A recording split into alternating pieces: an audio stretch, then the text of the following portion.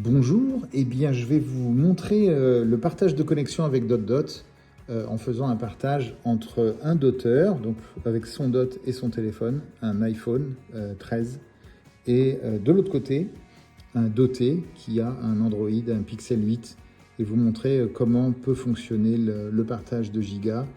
Alors on va simuler la situation où ça n'est pas la première fois que je fais un partage, je l'ai déjà fait, j'ai déjà appairé par le passé mon dot à mon téléphone, pour pouvoir vous montrer à quel point ça peut être assez rapide de faire du partage de gigas. Donc je suis n'importe où, à la terrasse d'un café, dans le métro.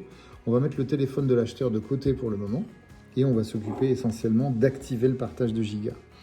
Pour ça, je rentre dans l'appli DotDot, je décide que je vais vendre mes gigas. Là, je vais pour cela m'identifier, recevoir par SMS un code qui me permet de bien valider que c'est mon numéro de téléphone portable qui s'est connecté. Voilà, je suis validé. Pour partager vos gigas à nouveau, rallumez seulement votre dot et n'oubliez pas de vérifier que le partage de connexion de votre smartphone est activé. Et bien, je vais faire ça. Je vais activer mon partage de connexion. Et voilà, mon téléphone est maintenant détectable dans l'environnement. Et je vais allumer mon dot. La LED, lorsqu'il s'allume, est rose. On le voit ici par réflexion. Elle est rose et paf, elle est devenue blanche. Et en fait, ça veut dire que mon dot, à ce moment-là, est appairé avec mon téléphone. Il s'est appairé tout seul, puisque en fait, je lui avais déjà fait la procédure d'appairage. Et à chaque fois, je n'ai juste qu'à le rallumer, à partager ma connexion partagée. Et c'est parti, je suis prêt. Donc là, je partage mes gigas. Ici, il y a encore une fenêtre sur la configuration du compte Stripe. C'est le biais par lequel vous pouvez ensuite recevoir un virement bancaire avec les gigas que vous avez partagés. On peut le faire plus tard, ça n'est pas indispensable tant qu'on n'est pas dans l'idée de recevoir les euros correspondant à ces gigas. Pour l'instant, on va partager les gigas. Le téléphone cherche et trouve le dot dans mon voisinage.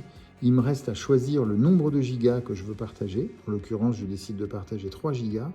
Et je vais préciser le temps de résidence. On va dire que je vais mettre 1 heure parce que c'est à peu près le temps que j'estime avoir devant moi. C'est uniquement un contrat moral, il n'y a pas d'obligation, mais ça permet aux dotés de savoir combien de temps vous allez être présent dans les parages pour pouvoir faire le partage. Je confirme et me voilà en train de partager mes gigas. Voilà. Donc si jamais vous n'êtes pas comme moi en train d'expliquer chacun de vos gestes, ça vous prend à peu près entre 20 et 30 secondes pour vous mettre dans une situation de partage de gigas. Situation à partir de laquelle vous pouvez mettre votre appli en arrière-plan et vous pouvez même fermer votre téléphone, le mettre dans une poche, mettre le dot dans l'autre et vaquer à vos occupations. Partez pas trop loin quand même, puisqu'il faut rester à 100 mètres de l'ensemble de vos dotés. Et vous avez dit que vous restiez pendant 1 heure. Voilà, donc j'ai fait mon partage de gigas, je vais rallumer l'écran pour qu'on puisse suivre ce qui se passe pendant qu'un acheteur vient se connecter dessus. Et maintenant, je vais m'occuper du téléphone de l'acheteur. Donc l'acheteur, il a déjà téléchargé l'application DotDot et il va l'ouvrir pour pouvoir se mettre dans la configuration d'acheter des gigas. Donc de la même manière, il va rentrer son numéro de téléphone portable, recevoir un SMS qui lui permet de s'identifier. Donc je copie le contenu de ces SMS et je le colle ici. Je valide et ça y est, mon acheteur a réussi à faire son authentification. Ça n'est pas la première fois que j'achète des gigas, j'en ai déjà dans mon petit porte-monnaie, donc je n'ai pas besoin d'en rajouter. Donc je vais considérer que j'achète des gigas plus tard. Et à ce moment-là, ce que je vais faire, c'est que je vais regarder autour de moi pour voir si je trouve un doteur. Et effectivement, je vois un doteur ici. Donc je vais me connecter dessus et je vois que c'est un doteur qui a un très bon signal qui est là pour 58 minutes sur un partage qui est un partage payant. Alors ce qui est intéressant, c'est de rapprocher ça du téléphone du vendeur et vous voyez que les 58 minutes, c'est aussi l'information qu'on a sur le téléphone du vendeur, donc cette information a été mise à jour en direct. Donc je continue ma procédure. Si jamais j'appuie sur « Je me connecte » à ce moment-là, je sais que ça ne va pas fonctionner parce que regardez, en haut à droite, je suis encore en 5G, je ne suis pas connecté sur le réseau Wi-Fi DotDot.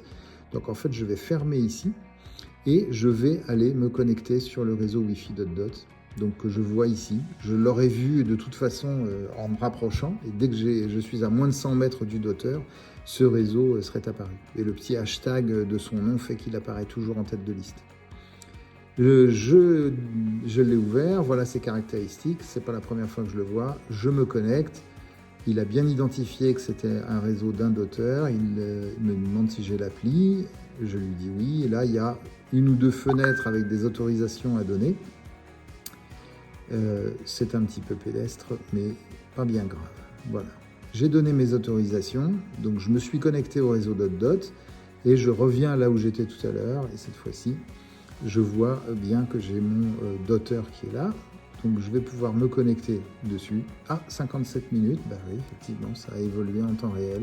Ça fait 1 minute déjà qu'on s'est parlé. Donc, je vois bien que j'ai une information qui est fiable sur l'environnement qui est le mien. Je me connecte et cette fois-ci, je vais décider d'utiliser à peu près 1 giga dans ma réserve. Je sais que j'ai à peu près jusqu'à 20h15 et je sais que c'est effectivement la même information que celle qu'il y a sur l'écran du doteur. Je me connecte au dot et voilà. Donc si jamais vous n'avez pas comme moi à expliquer chacun de vos gestes, ça doit prendre à peu près entre 30 et 45 secondes pour pouvoir se connecter à un réseau .dot dès que vous le voyez. Et alors comment s'assurer qu'on a bel et bien un accès Internet? On va le vérifier tout de suite et on va aller chercher une petite vidéo. Voilà. Alors YouTube est connu comme étant une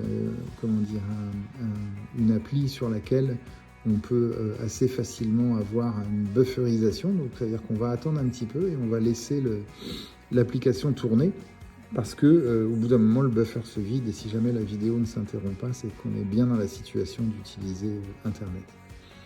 Donc là, je vais même, pour m'assurer que je suis bel et bien sur le réseau .dot, je vais me mettre en mode avion. Et en me mettant en mode avion, je ne suis plus connecté que à l'Internet par le Wi-Fi. Et on voit bien que le Wi-Fi qui est utilisé, c'est le Wi-Fi .dot. Donc je regarde où j'en suis. Alors évidemment, je tombe sur un moment où il y a une publicité dans la vidéo. Hop. Donc je vais avancer un tout petit peu. Voilà, pour pas qu'on soit dans la vidéo. Hop. Et voilà. Ça va revenir.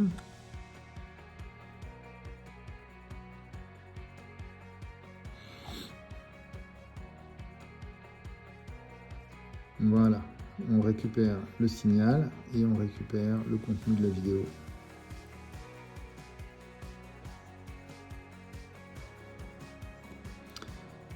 Et donc pendant que le match continue, on constate que petit à petit on va consommer les gigas. Donc la partie du bas, le cadran du bas, c'est uniquement le cadran qui correspond au timer et le cadran du haut, c'est celui qui correspond à la consommation de gigas.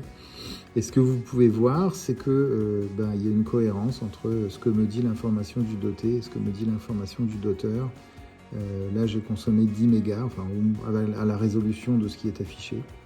Et donc ça veut dire que je suis bel et bien en train d'utiliser les gigas qui proviennent de la connexion du dot, lui-même alimenté par le téléphone du doteur.